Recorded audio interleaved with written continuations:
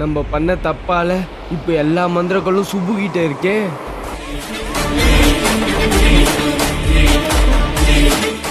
அந்த மந்திரக்கள்லாம் வச்சு சுப்பு என்ன பண்ண போறானோ. தாத்தா வரீங்களா? புஷ்அப் சேலஞ்ச் வச்சுக்கலாம். புஷ்அப் சேலஞ்சா? நீ இப்படியெல்லாம் பேச மாட்டியே. முடியலன்னா விடுங்க. சுப்பு மதியான நேரத்துல வீட்டுக்குள்ள திருட வந்துட்டேன்டா. எங்கடா இருக்க? ஐயோ மந்திரங்கள் வேற ரூம்ல இருக்கே.